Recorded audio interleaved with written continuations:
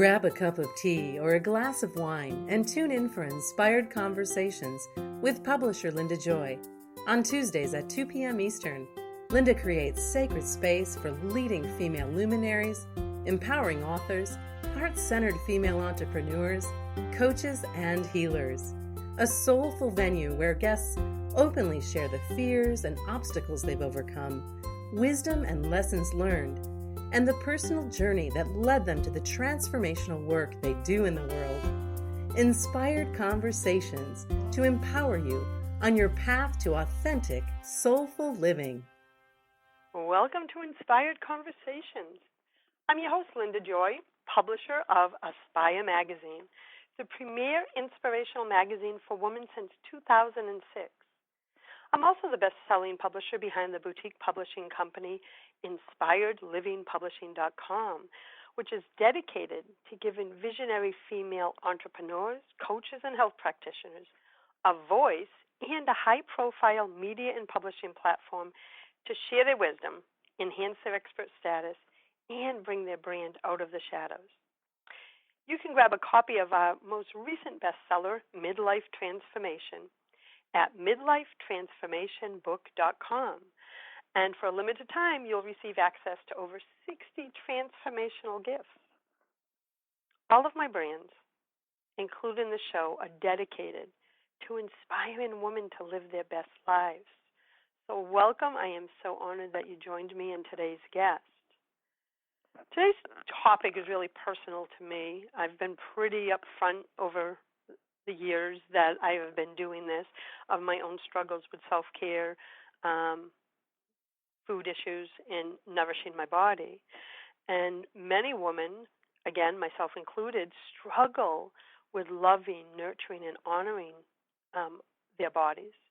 And I've had numerous conversations with women who are so super successful in every area of their life, but can't seem to embrace their body and its beauty fully. And my guest today knows that feeling all too well. Stephanie Burg, a professional ballerina for over a decade, joins me to share how after years of restrictive, disordered eating and utter disregard for her body and a series of injuries, forced her to reevaluate every facet of her life, starting with her relationship to her body. And it led to the work she does today as a board-certified nutrition and lifestyle coach.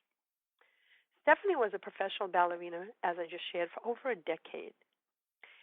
And now a board-certified nutrition and lifestyle coach, she's a fierce advocate for the human form, drawing upon her expertise in movement and studies in holistic nutrition, gut health, food allergies, and emotional well-being to teach women how to return to the innate wisdom and brilliance of their female bodies by shedding outmoded, limiting beliefs and prioritizing excellent nutrition and self-care. Stephanie believes that when a woman loves the body she calls home, she embraces her power to create the life she was born to live. And isn't that what we all want? Stephanie's work has been featured in publications such as ABC News, Colorado Public Radio, Dance Magazine, Mind Body Green, Elephant Journal, Tiny Buddha, and various national and local publications. She was selected as one of Charleston, South Carolina's 50 most progressive, celebrating the most forward-thinking individuals having an impact on the future of Charleston. Welcome, beautiful. I am so grateful that you're joining me today. Oh, Linda, it's such an honor to be here with you. Thank you so much for having me. You're welcome. And as you and I discussed in a private call, this is a topic that I and so many women in my audience, it comes up over and over again. It's one of the topics that always really is well received with Aspire, and I know that's because so many people struggle with the issue. So take us back to your journey, right? Because I believe that most of us as teachers and leaders are good at what we do because of our own issues, failures, fumbles, and experiences. That's what makes us good and passionate at what we do.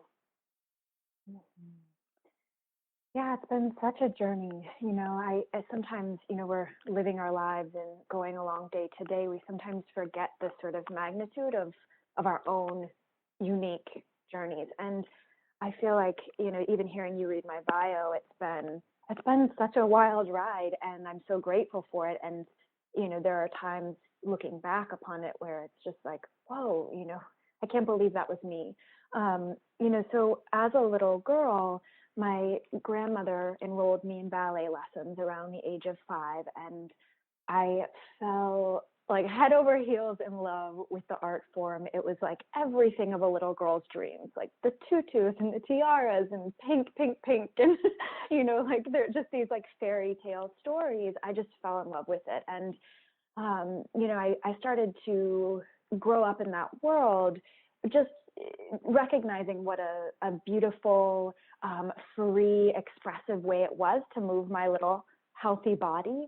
And all of that really drastically changed around age 9 for me when I was asked to lose weight by an early mentor for the very first time. And I wasn't overweight by any means. I was a very healthy child, but that's sort of the turning point for me. I remember having this conversation. My ballet teacher took both my mother and I aside, and my mom was kind of like, this is nuts, like we're not buying into this. But I really took it to heart as that little girl. And so as I grew up and I joined the professional world of ballet, this negative self-image really deepened, and this weight loss conversation was revisited time and time and time again.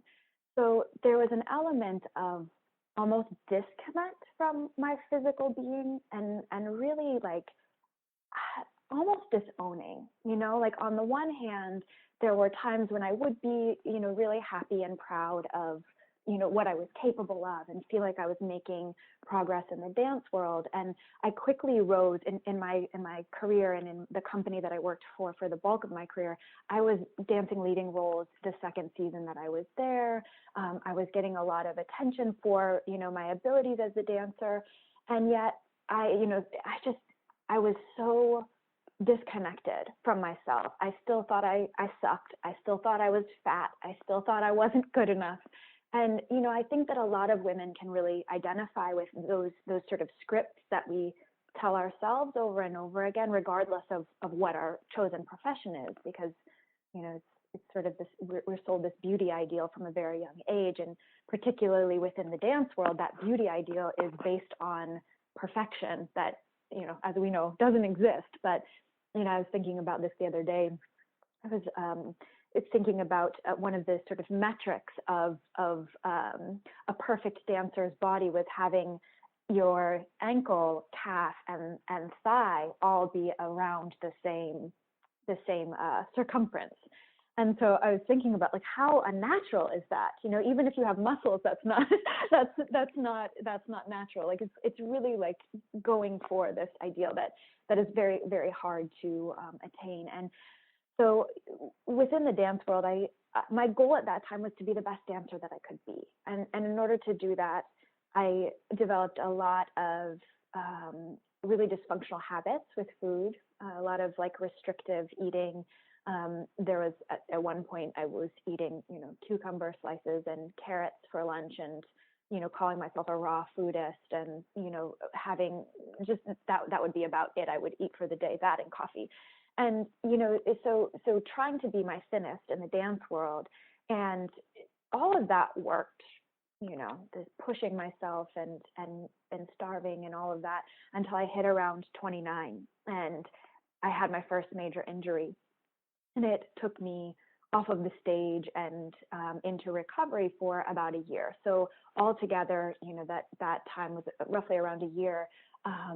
And I had to have surgery on my foot. I basically let an ankle sprain go, just pushing through it. And really, again, that disconnect from my body was very present, like sort of that suck it up mentality, like no pain, no gain. Like that was my motto, no pain, no gain. And like I said, it worked until it didn't. And so that first injury really forced me to start addressing my body in a different way, but I guess maybe I'm a slow learner because it took a lot longer than just that. Like I would love to say that first injury, I was healed, and my relationship with food and my body was, fantastic, but it wasn't. It was actually, that was sort of the beginning, the sort of turning point for my healing journey, like really the first steps on my healing journey, because after that particular injury, I trained very hard to get back on stage. I got down to like my lowest weight ever.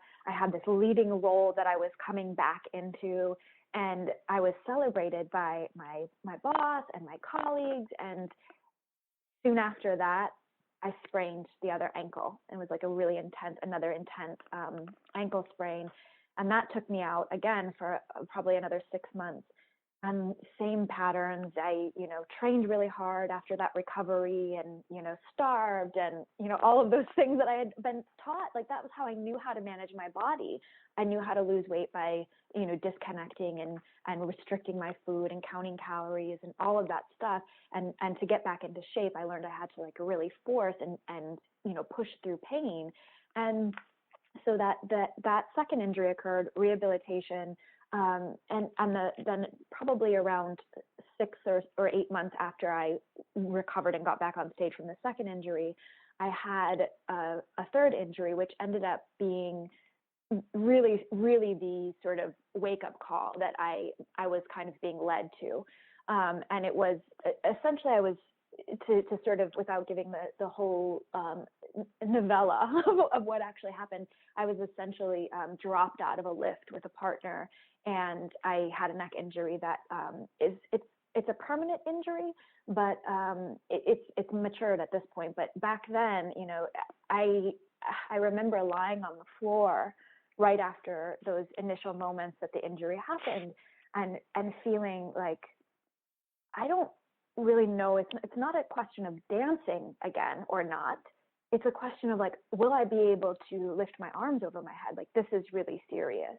And around me, the people around me were like, oh, the show's got to go on. Like, are you okay? But yeah, we got to figure out what's going to happen with the show. And so I had this immediate sense of like, tears streaming down my face, lying on the floor in the studio, like really seeing essentially my career flash before my eyes, and thinking like, if I don't start taking care of myself, if I don't start changing the way I'm relating to my body, no one else is going to do it for me. And this is not going to get any better. Exactly. So, yeah. It was a big pivot. It sounds like that was we all have a pivotal moment that changes our life. And that sounds like it was yours. And I want to talk more about that when we come back from our break. And we'll be back in a moment with Stephanie Burg of StephanieBurgCoaching.com. A conscious lifestyle for a mindful life. OMTimes Radio. IOM FM. Inspiration for a woman's soul. Aspire Magazine, inspiring and supporting women on the path of self-discovery. Claim your free digital subscription today, which includes access to thousands of dollars of personal development bonus gifts from Team Inspiration partners. Claim your Aspire Magazine subscription today at subscribetoaspire.com. Are you trying to get from point A to point B and need a little advice? Connect with the counselors at OMTimes Advisors. Whether you're looking for a life coach or a spiritual intuitive, the advisors participating at advisors.omtimes.com were carefully chosen based on their gifts, skills, and professionalism. OMTimes Advisors, connecting you with the best advisors in the business. Do you have time to read that inspiring book or that blog post you've been meaning to get to? In your busy world, how do you improve yourself and keep your life going? I'm Lisa Kay, and my Between Heaven and Earth radio show can transform your life just by listening. Be uplifted with inspiring topics, positive stories, and ideas that really work. Between Heaven and Earth Radio is conscious living for your soul, every Wednesday at 4 p.m. Eastern Time. Hey, America, we need to have a little talk. We've got more food than we know what to do with in this country, yet 17 million kids in America are struggling with hunger. Makes no sense. Luckily, the Feeding America nationwide network of food banks has volunteers gathering excess food and getting it to hungry kids. They're kind of like food angels. Hey, become a food angel yourself by supporting Feeding America in your local food bank at feedingamerica.org. We can't do it without your help. Brought to you by Feeding America and the Ad Council. This is OTR-FM, part of the IOM Radio Network. You're listening to Inspired Conversations. With me today is Stephanie Burg, and Stephanie was just sharing how, as a professional ballerina for over a decade, she kept ignoring, like we all do, a lot of the signs that kept manifesting in her body. In her case, it was injuries. And like so many of us, and I'm raising my hand as I say this, sometimes it takes one, I call it cosmic 2x4s, which is what I've called for years. We get the flick on the ear, right, Stephanie? Like your two sprained ankles, your two ankle injuries. Those are the flicks from the universe, like, hey, you're not paying attention. And then we don't listen. We keep pushing. And it will always come. It's the cosmic 2x4, which is, in your case, was your neck injury that caused you to pivot, to stop and reevaluate. And that pivot is what led you down this path that you're on about helping other women with their relationship love their body, heal it. But I love how you combine the two things. You don't only help people heal the relationship to their body, but you help them see how their relationship to their body affects how she shows up in every other area of her life. So after the accident happened and you pivoted, what led you to just, was it intuition to say, I'm going to go down this path of being a board-certified healer, nutrition, and lifestyle coach? Was it intuitive that you went that way because you wanted to heal yourself and then it became a business? Well, it's interesting. I think like so many major interests in my life, it was sort of placed in front of me, you know? I mean, obviously I was taking steps along the way, but, you know, during my second injury, I started working with an organization in New York called Career Transition for Dancers.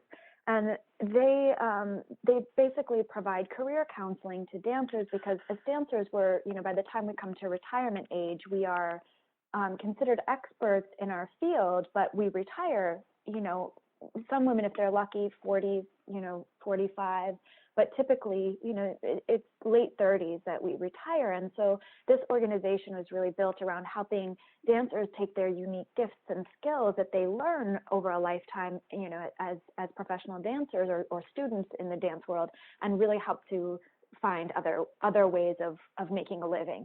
And so I started working with that organization because I was kind of like, okay, well, better start exploring what's next. And the woman that I was working with, her name was Lauren Gordon. She's so wonderful, and I'm so grateful to her to this day. We did, some personality testing like the Myers-Briggs, and explored like the other interests that I had outside of dance. And writing was a big one, although I hadn't really written in years. And then food was a huge one. Even though I had this sort of dysfunctional relationship to food, I was very passionate about healthy eating, sustainable food systems, growing food. Those things really interested me. And so from there, she guided me to the Institute for Integrative Nutrition, which is where I ended up going. Career Transition for Dancers. They provided me with a grant to attend school there. And as I was going through that process, and really that was sort of the beginning of truly healing my relationship to food and to my body. And from there, through my own healing process, I just got so excited and so passionate about helping other people, but specifically women, because I started to see how my life was evolving and shifting and changing as a result of healing my relationship to myself, essentially. It's like if food is our life source, food is our fuel, and our bodies are how we manifest that fuel, and how food is so directly, linked to our thoughts, our moods, our skin, our hair, our nails, our blood, our muscles. Like food is everything. And how we feel in our bodies really allows us to create the lives that we want to. I really started to notice those things changing in my life, the shifts in my relationship, and how my career started to blossom as I had greater self-confidence and a greater sense of ease around just being myself and being who I was, and actually loving myself for some of the first, times in my life. So yeah, and the passion continues to unfold really as I go even deeper. I think with health in general, and particularly with self-love, like it's not a finite journey. It's not something that's like you get to check the box and then you're healed and you're fixed. It's like, no. It's layers. I mean, I'm much older than you, and it's layers. It's the biggest thing I think for women is just step on the path to self-love, step on the path to healing the issues with food. And one of the big things with me is it's not about weight. It's not about a number on a scale. In fact, right in front of me, honey, because this is as I shared at the beginning of the call, this is one of my issues. Restrictive eating is something I'll always have to be careful of because it was a part of my past, right? Many years ago. It's been 30 years, and I've maintained a healthy weight for 30 years. But there was a time in my life that I struggled with restrictive eating. So I have 3 words on a little Post-it note, right? In fact, I have your webpage open, so it's so funny that your picture's right there right now. And it says meditate, move, nourish. Nourish meaning the healthy foods, move. And it's just to remind me that eating is about nourishment. It's not about a number on a scale. And is that something that you've discovered also working with women? It's just about feeling good in your body and learning to love it as it is. And from that place is when you can start healing the stories.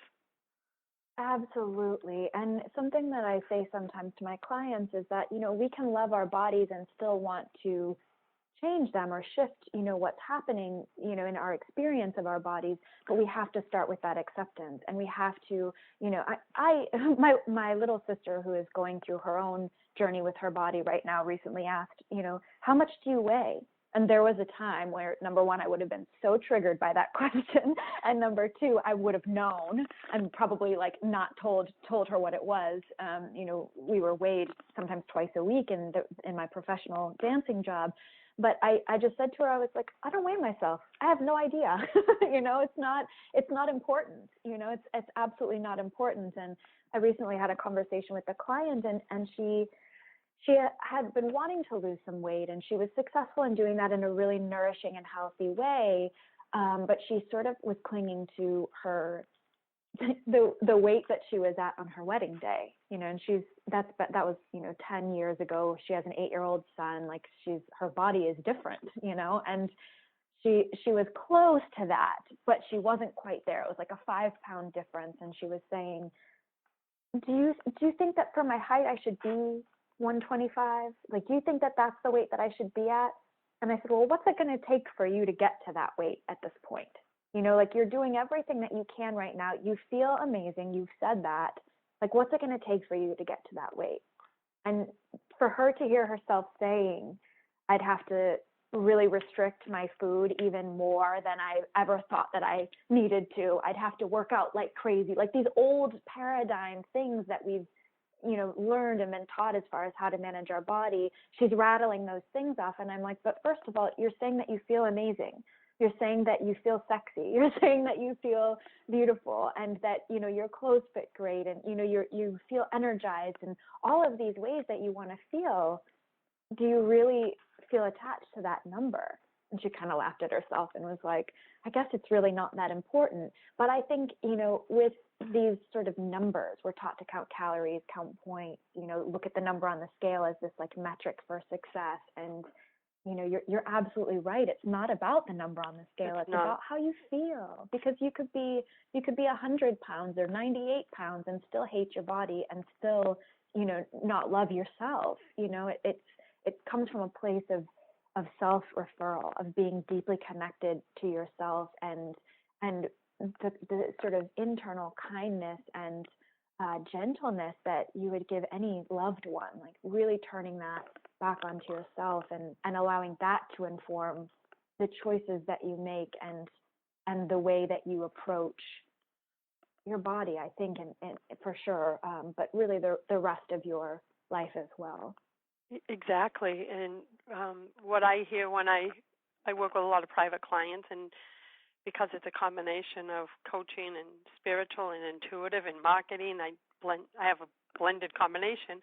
A lot of them will share their personal stuff, and I've always said this: your value is not a number that appears on a little mechanical thing under your feet. Mm-hmm. Your value as a woman and worth comes from within you. And how I had to heal was to get that damn scale out of my house 25 years ago, because I would weigh myself 3 times a day, So when I removed that so that I could learn a new way of being in my body, and that was just something intuitive I was led to do, that started shifting everything so that my values started to come, and it was a long journey, it wasn't an overnight, came from exactly what you just described with your client. How did I feel? Like, many women would love to experience what she was feeling. I feel sexy in my body. I feel vibrant. I feel healthy. But we get caught up on the number like she was for a little while, right? Like, I have this magical number. It's not about that. What I want to talk about now, let me see. Let's go to break. We're going to take a real quick break, and we'll be back in a moment, because I want to talk about the tie-in between loving yourself and your body and accepting it, and how it relates to success in other areas of your life. And we'll be back in a moment with Stephanie Burg of StephanieBurgCoaching.com. Free your mind. Expand your soul. OMTimes Radio. IOM FM. Are you ready to experience the unshakable love and unleashed passion you really want? Great news! Discover what thousands of people are doing to transform their relationships in ways they never thought possible. And your partner does not need to participate in the process to enjoy the results you want in your relationship. Relationship expert and Aspire magazine columnist Stacey Martino and her husband Paul are the founders of relationshipdevelopment.org and Relationship U. They have successfully empowered thousands of clients with tools and strategies that really work to transform their relationship. Any relationship. And your partner does not even need to participate for their proven system to work for you. Transforming your relationship is possible, and it begins with you. Take the first step and visit relationshipdevelopment.org today. OMTimes Magazine is one of the leading online content providers of positivity, wellness, and personal empowerment. A philanthropic organization, their net proceeds are funneled to support worldwide charity initiatives via Humanity Healing International. Through their commitment to creating community and providing conscious content, they aspire to uplift humanity on a global scale. OMTimes, co-creating a more conscious lifestyle. Hi everyone, this is Shay Parker, the host of Best of the Best, which airs live right here on IOM Radio every Tuesday night at 8 p.m. Eastern and 5 p.m. Pacific.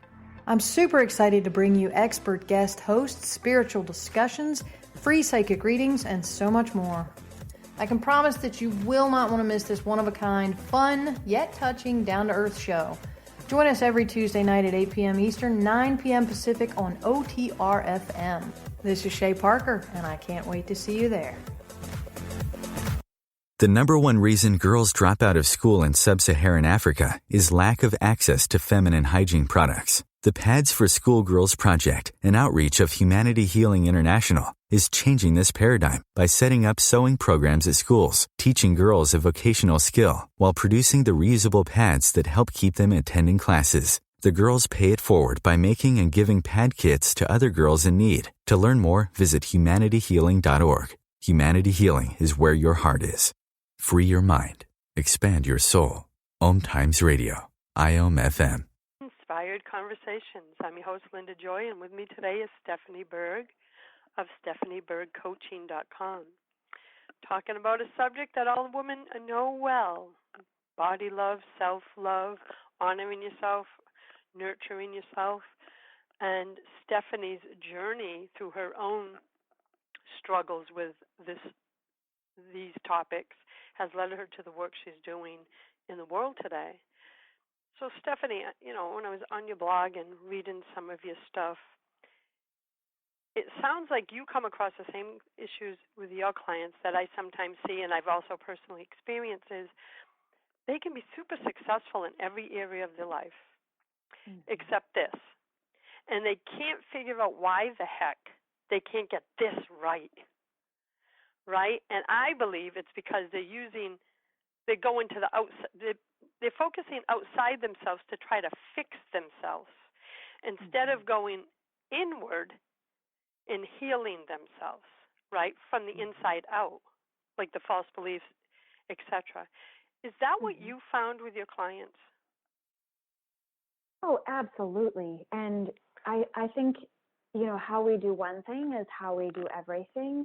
And I've noticed this within my own journey, just as far as like my relationship to food and my body. And once that started to feel a little more easeful, how I was noticing the same type of habits and patterns within other areas, whether that was money or my romantic relationship.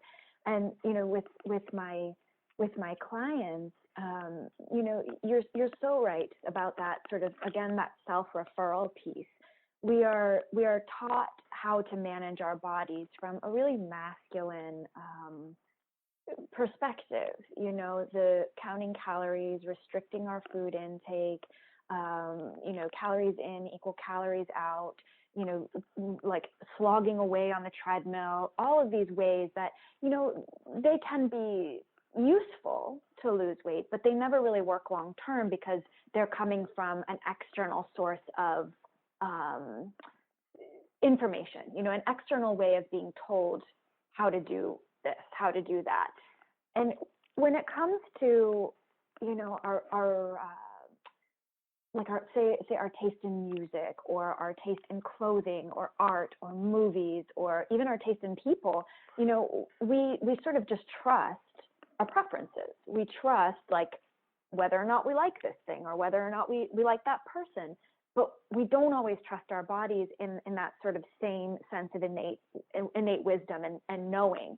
And so something that I've found with my clients who have really bought into the weight loss ideals and the sort of practices that we've been taught for years and years, like not to eat fat and count the calories and all of that stuff, they get so attached to those ways of managing their bodies that, it's like setting themselves up for self-sabotage. I'm good all week, and then on the weekends I go crazy because I'm, number one, exhausted, and I can't, I don't have the willpower that I did all week long, and number two, I'm freaking starving, so there's this sort of like feast or famine mentality, and other issues as well, emotional eating and things like that. But it really comes from, in my opinion, a place of not trusting ourselves, right? So while the issue may appear to be food and weight and, portion control and all of that, it's essentially not taking the time and space, the sort of more feminine model of approaching oneself and approaching life. It's not taking the time and space to listen, to connect, to feel. Am I still hungry? Do I need to eat more of this food? Or can I be finished right now? Have I had enough to eat? I feel good. Or wait a minute, instead of eating, the afternoon candy bar and having that, 10th cup of coffee at 3 p.m., maybe I should go for a walk and, drink some more water, because what my body really wants is to, feel fluid and to get a little burst of energy. We take for granted, our food choices a lot, because there's food in the checkout aisle at Staples, or there's food everywhere, there's no shortage of food. And so it's easy to grab something on the run or eat in the car. And that doesn't really give us, again, that space and connection and like awareness of how our bodies are feeling on a given basis. And so I love what you said earlier about meditate, move, and nourish, because those are so powerful. Movement obviously is, it's such a passion of mine, even after, sort of leaving the dance world and now kind of coming back to it in a sense. But movement in your body really creates movement in your life. It really helps you to feel empowered in a different way, as does that like meditation piece, really giving yourself some self-reflection, some self-connection.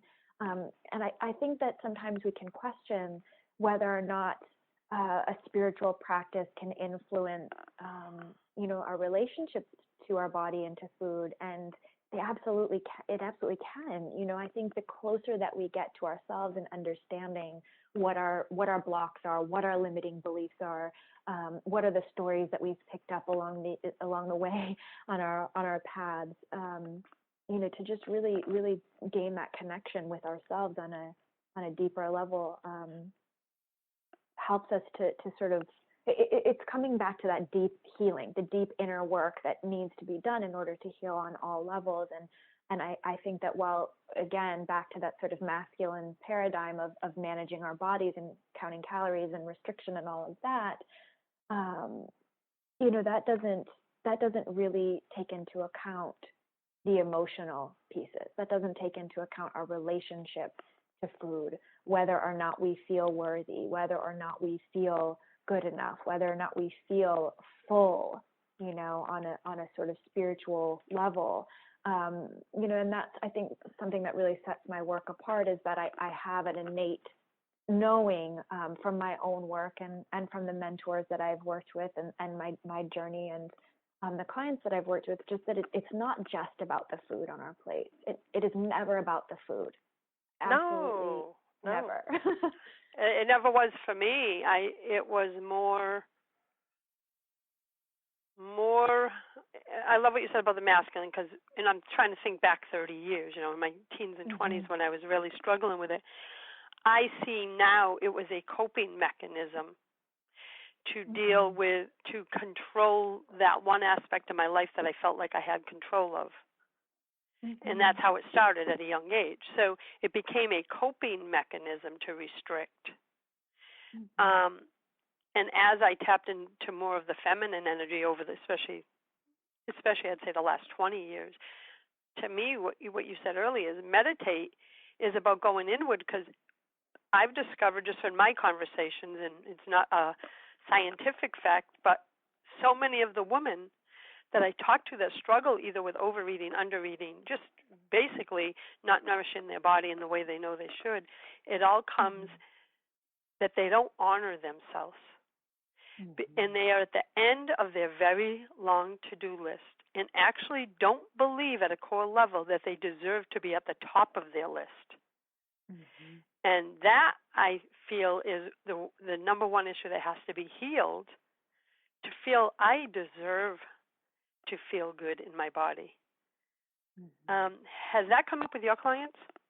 I couldn't have said that better. Like, that was so beautiful what you just said. And absolutely, like I've found a recurring theme in my work with women, that a lot of women, especially the high achievers, the super ambitious, really successful women, like the ones that are successful in all areas of their life, but this one, it's like this one thing that I just can't seem to get a handle on.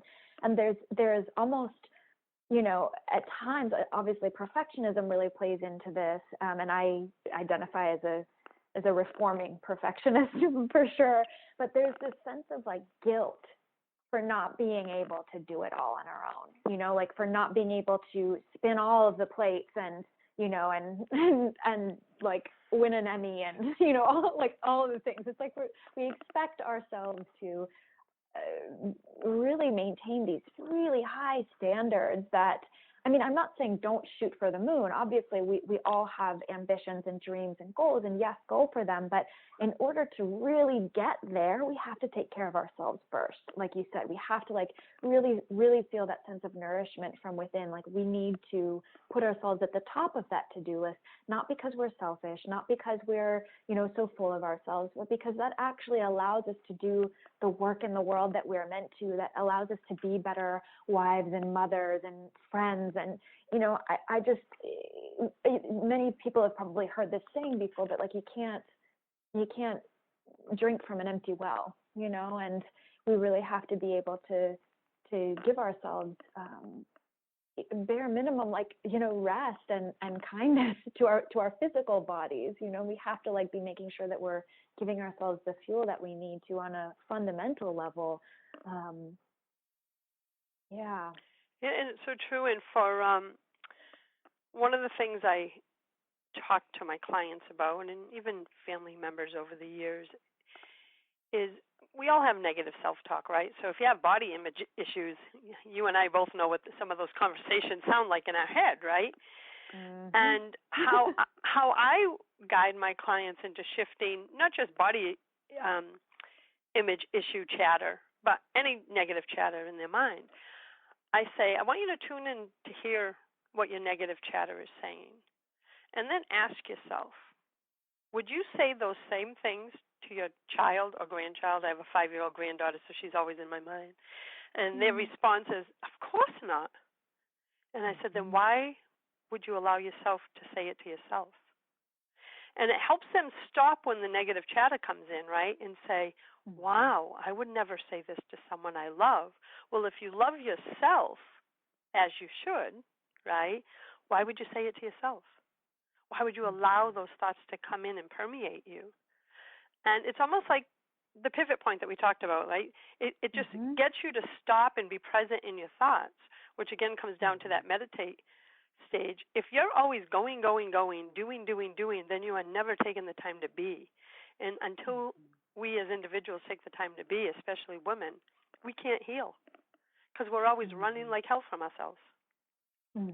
Absolutely agreed. And, one of the things that I talk with my clients specifically around the body piece is exactly what you said, tap into those ways that you're sort of speaking to your body, because your body is a living, breathing creature, and your body is really the only relationship that you have that's until death do you part. It's really a powerful friendship if you allow it to be, if you allow, yourself to partner with your body and to really think of your body as your best friend, because body is your best friend. How would you treat your best friend? Would you beat her up? Would you starve her? Would you talk crap to her? No, you wouldn't do those things. And so sometimes, as a practice, I'll have clients, take a day, if they can do a whole day or a half day, and just act as though they're spending time with their best friend, someone that they completely love and adore, and really think about their body as that best friend. Their body is that companion. And that was a really big thing for me to shift as well, just starting to think of my body as this, as my home, my body is my home in this lifetime. And I want to take care of her. I want to take care of this home. I want to take care of this body that I live in. I don't want to be talking to her like crap. I don't want to be feeding her junk, treating her like a garbage can, It's embracing the goddess that we are, right?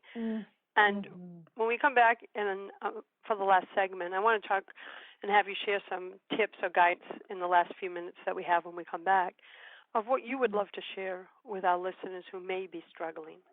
And I'll be back in a moment with Stephanie Burg of StephanieBurgCoaching.com. A conscious lifestyle for a mindful life. OMTimes Radio. IOM FM. Are you an empath? Have you been called highly sensitive, empathic, or intuitive? You, my friend, may be a highly sensitive badass. It's time to embrace this as a gift so you can unlock your sensitive superpowers, nourish your mind, body, and spirit, and show up as your greatest and most badass sensitive self. If you're a healer, light worker, coach, or caregiver, Feeling overwhelmed by your sacred gifts? Courtney Chait, writer, speaker, and mentor for highly sensitive badasses, can show you how to tap into your feminine brilliance through divine self-care so you can live your highest purpose and reach your full potential. Visit highlysensitiveBadass.com to learn more about Courtney's Highly Sensitive Lightworker and Weight Loss for Sensitive Women programs. While you're there, take a quick test to discover if you're a highly sensitive person. Are you trying to get from point A to point B and need a little advice? Connect with the counselors at OMTimes Advisors. Whether you're looking for a life coach or a spiritual intuitive, the advisors participating at advisors.omtimes.com were carefully chosen based on their gifts, skills, and professionalism. OMTimes Advisors, connecting you with the best advisors in the business. This is Terry Van Horn, and I want to invite you to join me for my weekly radio show, Healing Light, on OMTimes Radio every Wednesday at 6 p.m. Eastern Standard Time. On Healing Light, we want to bring love, light, and blessings into your world. You can find out more about us at www.healinglightonline.com. Blessings. A conscious lifestyle for a mindful life. OMTimes Radio. IOM FM. Welcome back to Inspired Conversations. I'm your host, Linda Joy, and with me today is Stephanie Burg of StephanieBurgCoaching.com. And on the break, Stephanie, I just thought of a quote that really saved me many years ago, and I wish I could remember who said it, but it ties into what you just said about loving the body you're in. And it was a quote that says, if you don't take care of your body, where will your soul live? And I was on a celebrated spiritual path when I first read that many years ago. And so for me, it spoke like right to my heart. And I said, oh my God, my soul won't have a place to live. So it resonated with where I was at the time. And it's usually attributed to different people. I got to find out who it is because it's been a quote that really speaks to me. But it's exactly what you were just sharing before the break, that you want to honor your body, love it, nurture it, take care of it, because it is the relationship that we have the longest in our lives. Mm-hmm. So if you had some wisdom that you want to share with the listeners about creating greater love and acceptance for themselves, where would you start? A great question. Well, I think the first thing that I would say is, and you touched upon this a little bit in the last segment, to really slow down a little bit more, to really start to tap into the essence of being. I think nowadays with, Lord, constant, social media pings and text messages and emails and advertisements, and we're just bombarded with so much. And whether you're an introvert or an extrovert or, an Aries or a Pisces or whatever you might be, I think sometimes we have to unplug and really create space to just hear ourselves think, to be with ourselves, to be with our souls, to be with our hearts, to be with our visions and what it is that we really want for ourselves. I was just talking with a client earlier today about Franklin Covey's Big Rocks. Do you know that? Are you familiar with that exercise? No, remind me, because I've read quite a few of his books, but it has been a while. I love his work. It's essentially a visual example that using rocks and sand and talking about, it's very easy to start our days with things that don't matter, to spend a lot of our time spinning our wheels on the sort of trivial few things. And for a lot of women, like we were talking about earlier, the to-do list, which we fall at the bottom of, we can get caught up in all of that, the to-do, the distractions, the, emails and all of that. And so to really give yourself the opportunity to slow down, whether that's 5 minutes in the morning where you have your coffee or your tea and you're by yourself and you just sort of check in, just have that moment of space and silence. I think that that's really, really helpful. And also, I'm a huge, huge fan of a morning ritual. Oh, yeah. That's like, I know that there are some coaches out there that like make it a mandatory thing, like their clients must do that. And honestly, I think now that I've been practicing a morning ritual consistently for the last couple of years, I know so much. I've noticed so much difference in the days where I do it and the days that I don't. And so I try to do it as consistently as I can, 7 days a week if possible. And there's so many, like, we're all different, right? I believe we should all have a morning ritual if we want to ground and be present in our own lives. How that ritual looks for each one of us may be different. Like, I love Tony Robbins' Hour of Power every morning, right? So I've done aspects of that for many years, but Hal Elrod's The Miracle Morning, right? So I tie in, and as many of my listeners know, I'm an early bird, so I'm up at 3 every day and at the gym by 4. Wow. And that's awesome. Yeah, it's just my body clock changed 3 years ago, but I went with it, and life unfolded at an accelerated rate for me, and I can guarantee you it is because at that hour, what else am I going to do, right? I really committed to that sacred presence in the morning. Sometimes it's journaling. I allow my soul to tell me what I need that day, right? Could be journaling. It could be reading an inspirational book. But I created a ritual for myself that is about going inward, right? And not starting my day like I used to 5-10 years ago, like, oh my God, must check email, must do this, and by the time you enter the office, your energy is so scattered because you gave it away. Now my team knows I don't open my inbox usually till 12 or 1 o'clock. I love what you said about Franklin Covey. I do my important stuff first, and that's taking care of me.